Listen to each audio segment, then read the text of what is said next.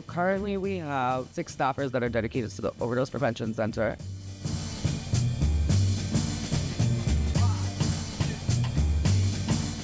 We're able to have up to 16 participants at a time. We have 8 booths for any other method of use that's not inhalation. And then we have 2 inhalation rooms, each one having 4 people at a time. As a whole, Project Revenue serves 6,000 people a year. Here in our Providence office, we serve about 3,000 people a year. Our population is very, very mixed here with everything, with race, ethnicity, gender identity. So Project Revenue really started off as a small sex worker organization. We see a lot of sex workers in here. We are actually home to the only drop-in center specifically for male sex workers. We have our drop-in center downstairs where people know about our services. They're coming in here maybe every day, maybe a few times a week. We give away a lot of food, a lot of meals. We have showers, laundry for people. People are really coming in for those other services, and this is really just one other service in all of the services that we provide. What's always in the highest demand, again, is just safe spaces for people. Somewhere where people could come in, get something warm to eat. You know, a lot of our people are really struggling out on the streets. Homelessness in our state has nearly tripled in the past 2 years. Our people are going deeper and deeper into the woods so they won't be kicked out of places. In some of our neighboring cities, they have just passed ordinances to be able to arrest people who are homeless on state or city property. And then here we are in Providence, where they're allowing us to have an overdose prevention center. The hospitals are actually making a lot of referrals to us of people who either went in there, overdosed, or are frequent flyers in the emergency rooms, who sometimes go to the emergency rooms just to sleep, and then are making referrals, discharging people in the morning when we open. We anticipate to cure a lot of people of Hep C, right, who have been denied treatment because of their substance use. I have lost so many clients here who have HIV because of their drug use, right? They weren't getting the proper care because of their drug use. No harm reduction doctor is coming out and being like, take your meds every day.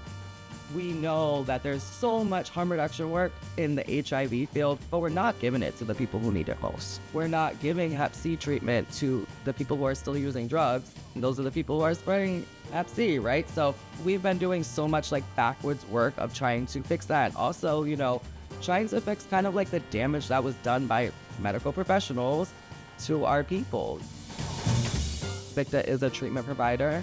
We're partnering with them to provide the services that us as a medical team cannot provide. Love our partnership with them. They are an amazing OTP here, really doing a lot of cutting edge work at their home methadone clinic on Elmwood Avenue.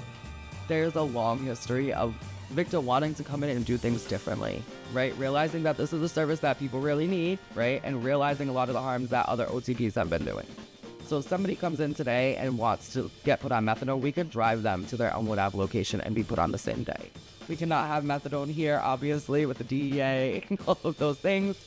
Even though we have this overdose prevention center, it's still about getting Narcan to the people who need it most, getting education to the people that need it most. We have a mayor who kind of understands this work. We have a mayor who is in recovery. We have leadership here who believes in science. City councilors who believe in the work that we do. They believe that we're out here saving people's lives. They see it, right? When they're visiting these encampments, they see us there. We explain to them the work that we're trying to do. Again, we've been here now for 10, 12, 13 years, you know, whether we were wearing backpacks or had drop-in centers. For a lot of our politicians, there's a lot at stake for them. Our strategy right now is just trying to keep all those people engaged, keeping our police chief involved in our progress here, keeping our mayor involved in our progress here, our governor, you know, sending memos to them like we saved 6 lives in our first week operating an overdose prevention center. This isn't just PWR's effort. This is the city of Providence's effort. This is the state of Rhode Island's effort. We just have so many different things here that are kind of like unique in a way, and because we're so small, it's easier to hold people accountable to things and to call people out, you know, even if they are like these big corporation kind of people who are really hard to hold accountable, we still call them out, you know what I mean, and say, okay, well, like, we won't bring people to your services. When the community gets mad, the state takes us seriously. I will not say that the police here are perfect, because they are not, right? But for the most part, they don't want to arrest people for petty crimes of having a crack pipe in their pocket, right? They don't want to constantly arrest the same people over and over again. they know that they're going to send them to prison, and most likely a few days later they're going to be trying to Narcan them on the streets because they're going to come out, they're going to overdose. Our police in Providence have listened to us on these matters. Maybe some other matters they definitely haven't, right? But the overdose crisis they definitely have, and I'm appreciative of that. Yesterday, the police chief and the mayor were both here, giving mayors from all across New England a tour here. And some of the other police chiefs were asking our police chief, like, how they feel about this. And they were like, these people have a great reputation in the community. The harm reduction work that we do that we often don't talk about is all the teaching that we do. Talking about stigma, I constantly go outside and I tell the community some of the worst things I've ever done, and then tell them, and now here I am, and I'm doing all this work, and oftentimes feeling like I am selling myself to the community to kind of make them not stigmatized against people who use drugs. And I'm not gonna lie, like sometimes that work is super tiring, but also that is the work.